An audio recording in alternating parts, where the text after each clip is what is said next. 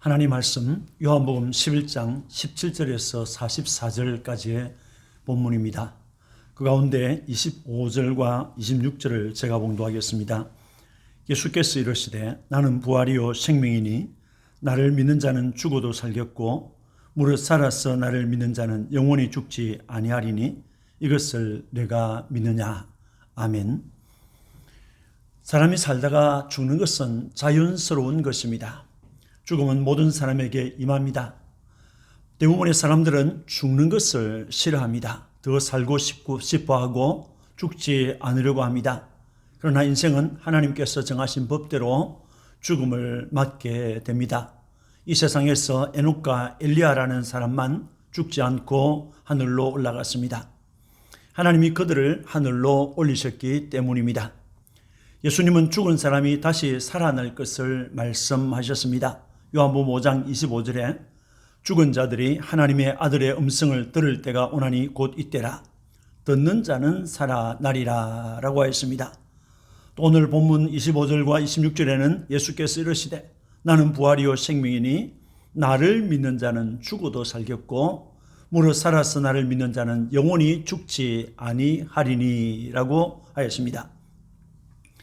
본문에는 죽은 나사로라는 사람이 하나님의 아들 예수 그리스도의 음성을 듣고 살아난 사건이 기록되어 있습니다. 본문의 말씀을 통하여 나사로야 나오라 라고 하는 제목으로 은혜를 받고자 합니다. 나사로야 나오라 라고 하는 이 말은 나사로를 향하여 부르시는 주님의 음성입니다. 43절에 큰 소리로 나사로야 나오라 부르시니 라고 했습니다. 나사로는 베다니 마을에서 살았습니다. 본장 1절을 보면 어떤 병자가 있으니 이는 마리아와 그 자매 마르다의 마을 베다니에 사는 나사로라라고 하였습니다. 베다니라고 하는 마을은 예루살렘에서 멀지 않은 곳에 있었습니다. 본문 18절을 보면 베다니는 예루살렘에서 가깝기가 한 오리쯤 되매라고 하였습니다. 성경은 베다니 마을의 지리적인 위치와 나사로에게는 마르다와 마리아라고 하는 자매가 있었다고 합니다. 이것은 본장에 나오는 사실은 꾸며낸 이야기가 아니라 베다니라고 하는 마을에서 실제로 일어난 사건을 우리에게 알려주고 있습니다. 베다니라고 하는 마을의 이름은 가난하고 고통받는 자들의 집이라고 하는 의미를 가지고 있습니다. 가난한 사람들과 병든 사람들, 고통받는 사람들이 많이 살았던 것 같습니다. 나사로는 마르다와 마리아라고 하는 두 자매와 함께 이 마을에 살고 있었습니다. 슬픔과 비애, 괴로움과 고통받는 자의 집 베다니는 슬픔과 고통과 괴로움으로 눈물 흘리는 일이 많은 이 세상을 상징하고 있습니다. 나사로는 예수님께서 사랑하시는 자였습니다. 요한복음 11장 3절에 사랑하시는 자라고 했습니다. 5절에는 예수께서 본래 마르다와 그 동생 나사로를 사랑하시더니 라고 했습니다. 그의 누이들은 나사로를 주님께서 사랑하시는 자라고 하였습니다.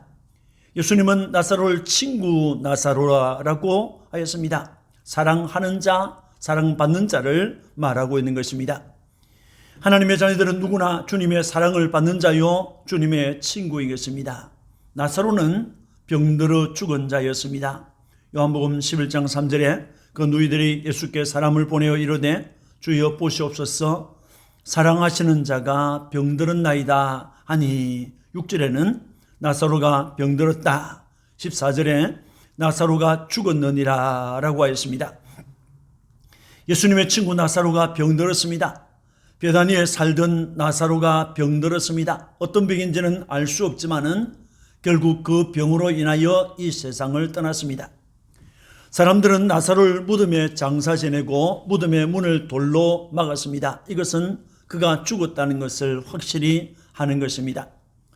여러분, 나사로는 슬픔의 집이라고 하는 베다니라고 하는 마을에 살았습니다. 나사로는 예수님께서 사랑하시는 자요 예수님의 친구였다고 했습니다.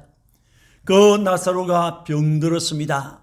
예수님께서 사랑하시는 자인 나사로, 예수님의 친구였던 나사로였지만은 세상 베다니에서 병들었고 고통을 겪다가 세상을 떠나 무덤에 장사를 지냈습니다. 주님을 사랑하고 또 주님의 사랑을 받는 사람이라 할지라도 세상에서 우리는 질병을 만나고 고통을 겪으며 고난을 받고 슬픔을 당할 수 있습니다. 또 질병으로 세상을 떠날 수 있습니다. 이 세상은 영원한 곳이 아니기 때문입니다. 나사로의 죽음 뒤에 남은 것은 두 자매와 또 그들에게 남은 것은 슬픔과 눈물과 절망이었습니다. 사람들은 누구나 가족이나 친구의 죽음을 슬퍼합니다. 그것은 하나님께서 인간을 지으실 때 인간에게 감정이라고 하는 것을 주셨기 때문입니다. 마르다는 21절을 보면 주께서 여기 계셨더라면 내 오라버니가 죽지 아니하였겠나이다 라고 하였습니다. 이렇게 마르다는 자신의 오빠가 세상을 떠났다는 것과 예수님께서 그곳에 없었다는 것에 대해서 서운함을 표현하였습니다. 그리고 마리아도 그와 같이 말하였습니다. 그리고 39절을 보면 주여 죽은 지가 나흘이나 되었음에 벌써 냄새가 나나이다 라고 하였습니다. 그의 동생 마리아는 오빠의 죽음 앞에 울었고 조문하러 왔던 유대인들도 함께 울었습니다. 예수님께서도 눈물을 흘리셨습니다. 이렇게 나사로의 죽음은 사람들을 슬프게 하였고 절망하게 하였고 아프게 하였습니다. 사랑하는 부모나 형제, 자녀의 죽음 앞에서 울지 않을 사람은 없습니다. 지구촌 베다니는 이런 곳입니다. 아무리 조용하고 아름답고 평화로운 곳이라 할지라도 지구촌 베다니에는 질병이 있고 죽음이 있고 무덤이 있고 절망과 슬픔과 아픔이 있는 곳입니다. 주님은 이런 아픈 사연을 가지고 사는 인생을 향하여 수고하고 무거운 짐진 자들이라고 했습니다. 수고하고 무거운 짐진 자들아 다 내게로 오라 내가 너희를 쉬게 하리라고 말씀하셨습니다. 나사로야 나오라고 하는 말씀은 무엇을 의미하고 있습니까? 43절에 큰 소리로 나사로야 나오라 부르시니 라고 했습니다.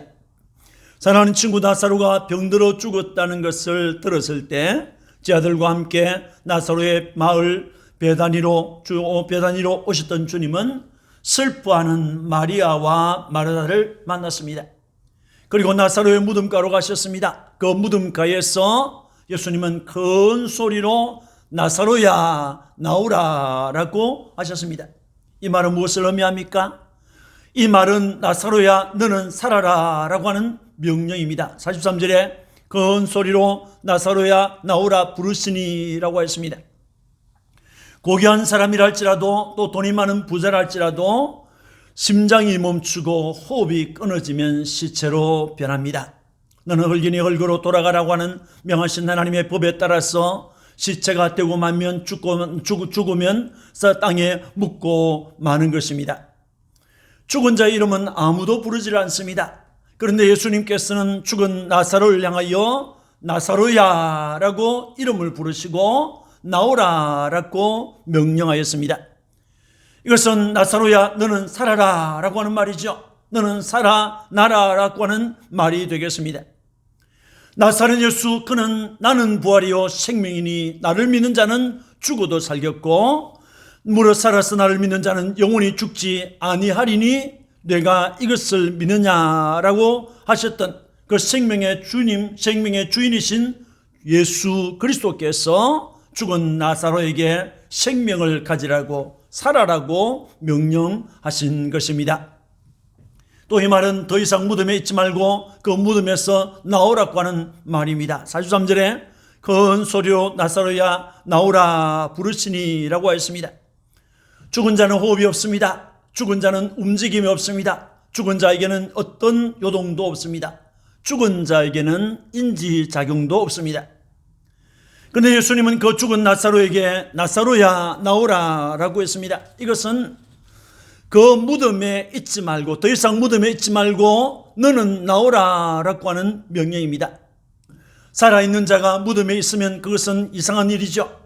무덤은 사망의 권세가 주관하는 곳입니다. 죽은 자만 무덤에 머물러 있습니다. 산자의 주소는 무덤이 아닙니다. 예수님의 명령은 너는 더 이상 거기 그 무덤 속에 있지 말고 거기서 나오라, 밖으로 나오라 라고 하는 말씀입니다. 또 이 말은 너는 나를 기쁘게 하는 일을 하라고 하는 명령입니다. 요한복음 12장 1절 2절에 유월절 여세 전에 예수께서 베다니에 이르시니 이곳은 예수께서 죽은 자 가운데서 살리신 나사로가 있는 곳이라.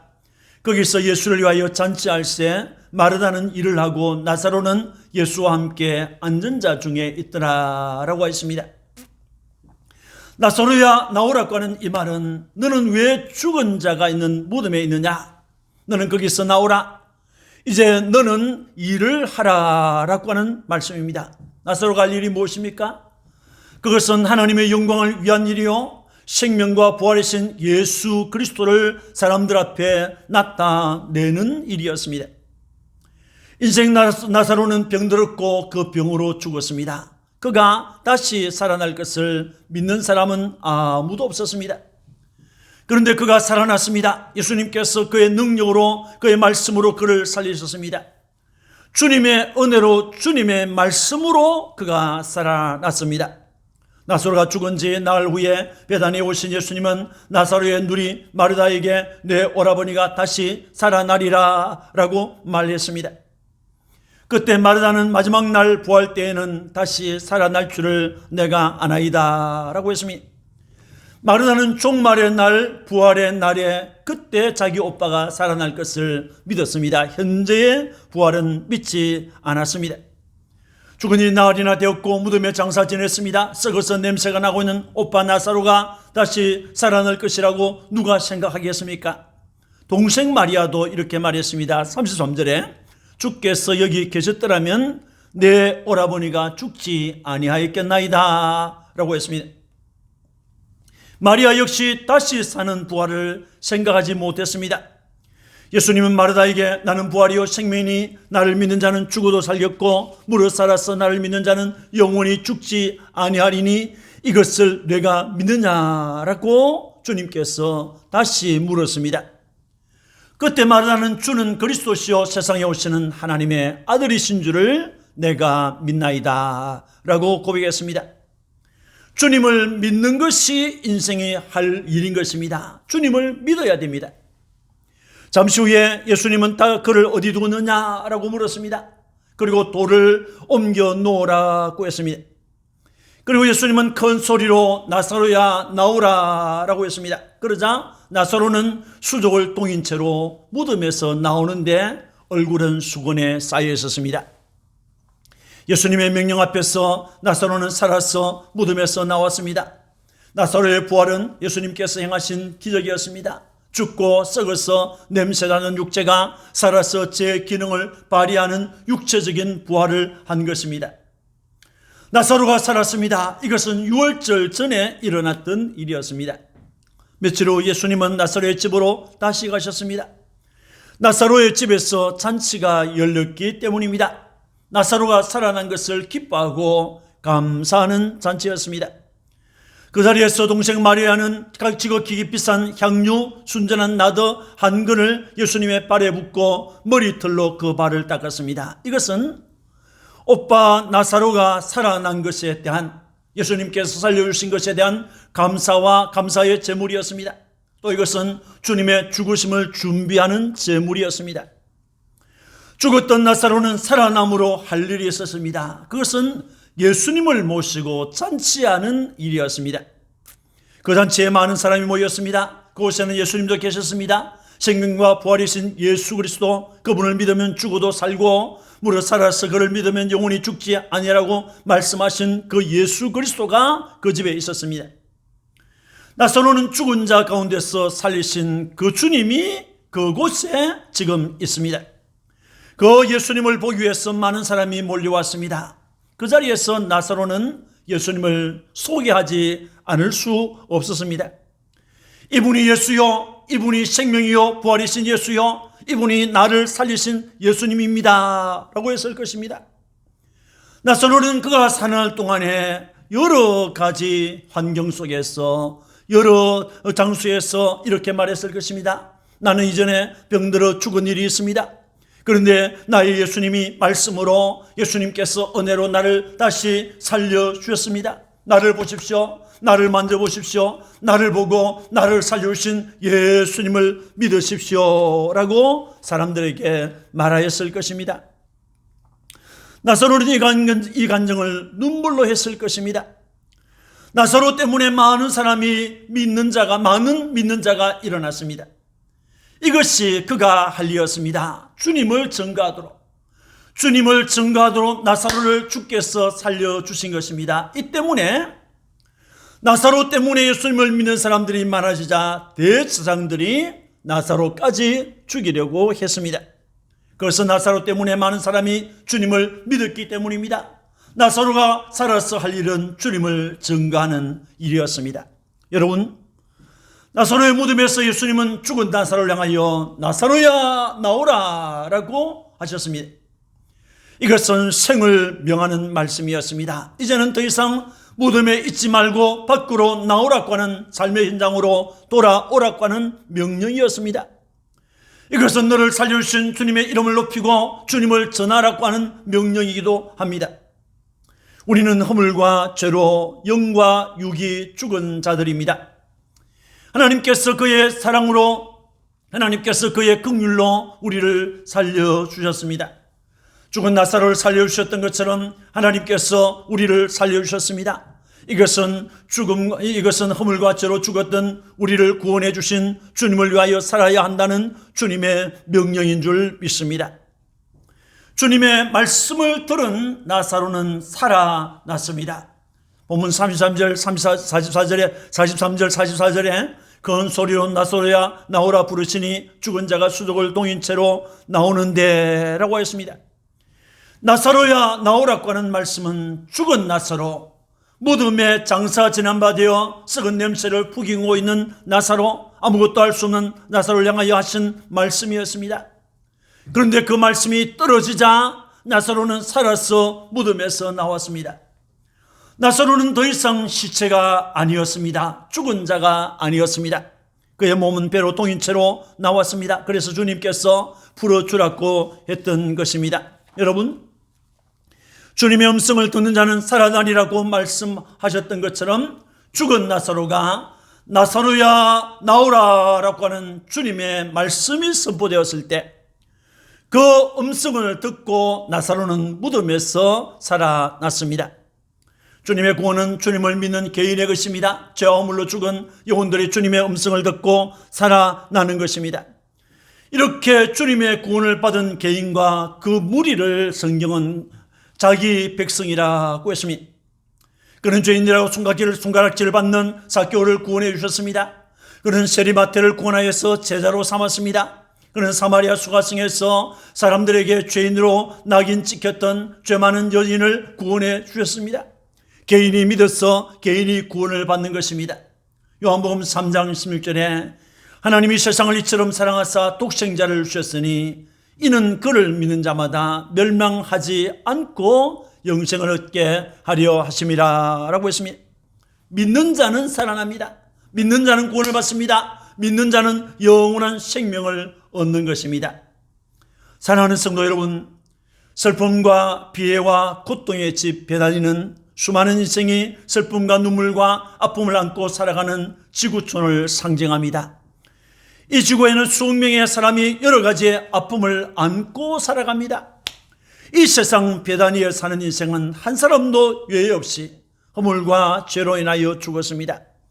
자기 힘이나 자기 노력이나 자기 공로로 살아날 사람은 이 세상 어디에도 없는 것입니다. 예수님께서 베다니 마을로 가신 것은 그 동네에서 살다가 병들어 죽은 나사로를 살려주기 위함이었습니다. 베다니에는 나사로 외에도 수많은 사람이 죽었고 수많은 무덤이 있었습니다.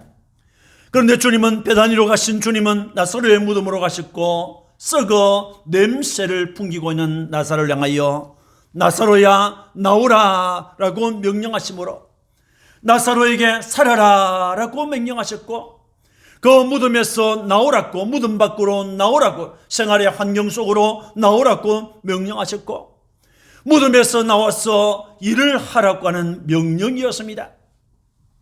그 주님의 음성을 들은 나사로는 죽은 자 가운데서 살아났습니다. 주님의 음성을 들은 나사로는 무덤에서 나왔고 자신을 살려주신 예수님이 이스라엘이 기다리고 있는 메시아이라는 것을, 그리스도이라는 것을 나타내었습니다. 나사로가 다시 살아난 사건은 예수님 자신의 부활에 대한 예표적인 사건이었습니다. 예수님은 인자가 예루살렘으로 올라가면 대제사장들과 서기관들에게 미움을 받아 죽을 것이지만은 사흘 만에 다시 살아날 것이라고 말씀하셨습니다. 그 말씀대로 예수님은 예루살렘에 올라가서 유대인들에게, 제사장들에게, 레위인들에게 미움을 받고 능욕을 받고 침뱉음을 당하고 모욕을 당하고 조롱을 당하고 십자가에서 죽임을 당하였습니다. 그러나 예수님은 자신의 하신 말씀대로 무덤에서 살아나셨습니다. 나사로의 부활 사건이 바로 예수 그리스도의 부활에 대한 예표적인 사건인 것입니다. 나사로의 부활 사건은 종말에 있을 그리스도인들의 부활에 대한 예시적인 사건입니다. 무덤에서 부활하신 주님은 40일 후에 제자들이 보는 가운데서 하늘로 승천하셨습니다. 그때 제자들을 향하여 천사들이 말합니다. 너희 가운데서 하늘로 올려주신 이 예수는 하늘로 가심을 본 그대로 오시리라 라고 했습니다. 그는 영광 중에서 다시 오실 것입니다. 그때 그는 자기 백성을 하늘로 데려가기 위해서, 하늘로 영접하기 위해서 각각의 이름을 부르실 것입니다. 그 주님의 음성을 들은 백성은 무덤에서 다시 일어나서 다시 오시는 주님을 영접할 것입니다. 그래서 우리는 몸이 다시 사는 것과 영원히 사는 것을 믿사옵나이다 라고 신앙 고백을 하는 것입니다. 여러분, 나사로의 부활은 예수 그리스도의 부활에 대한 예표적인 사건이요, 그리스도인의 부활에 대한 예시적인 사건입니다. 그리스도의 부활은 그리스도 안에서 죽은 자들의 부활에 대한 확실한 보증입니다. 데살로니가전서 4장 16절 17절에 주께서 호령과 천사장의 소리와 하나님의 나팔 소리로 친히 하늘로부터 강림하시리니 그리스도 안에서 죽은 자들이 먼저 일어나고 부활한다는 말입니다. 그 후에 우리 살아남은 자들도 그들과 함께 하늘 속으로 끌어올려 공중에서 주를 영접하게 하시리니 그래야 우리가 항상 주와 함께 있으리라 라고 했습니다. 나사로의 부활은 예수 그리스도의 부활에 대한 예표입니다. 나사로의 부활은 그리스도인의 종말에 일어날 부활에 대한 예시적인 사건입니다. 우리 주님의 부활, 그리스도의 부활은 나의 부활에 대한 확실한 보증임을 믿기를 축원합니다. 주님이 살려주신 이 놀라운 부활의 사건을 믿으면서 나의 부활, 나도 부활한다, 나도 죽으면 주님께서 부활시킨다 하는 믿음을 굳게 가지시기를 주님의 이름으로 축원합니다. 아멘. 기도하겠습니다. 하나님 아버지, 감사합니다. 오늘 나사로의 무덤가에서 나사로야 나오라고 하는 이 놀라운 주님의 명령을 보았습니다. 이것은 죽은 나사로를 향하여 너는 왜 죽어 있느냐, 거기서 살아나라고 하는 명령이었습니다. 또 이것은 나사로에게 무덤 속에 더 이상 있지 말고 생활 환경 속으로, 현장으로 나오라고 하는 명령이었습니다. 또 이 말은 주님의 일을 하라고 하는, 주님을 기쁘시게 하는 일을 하라고 하는 명령이었습니다. 이 주님의 음성을 들은 나사로는 무덤에서 살아나왔습니다. 무덤에서 살아나와서 삶의 현장으로 나와서 잔치하면서 주님을 증거하였습니다. 하나님 아버지, 이 놀라운 삶을 살았던 나사로처럼 우리도 나를 살려주신, 죄악에서 살려주신 예수 그리스도를 증거하고 높이는 삶을 살게 하여 주옵소서. 나사로의 부활 사건은 예수님 자신의 부활에 대한 예표적인 사건이요, 또한 이것은 종말에 일어날 그리스도인들의 부활에 대한 예시적인 사건이었습니다. 주님, 우리도 주님 다시 오시는 날, 세상에 다시 오시는 날 주님의 음성을 듣고 무덤에서 우리가 부활하여 살아날 것을 확실히 믿습니다. 이 주님을 굳게 믿고 주님을 따라가는, 주님을 섬기는 믿음의 사람들이 되게 하여 주옵소서. 감사하고 구주 예수님 이름으로 축복하고 기도합니다. 아멘.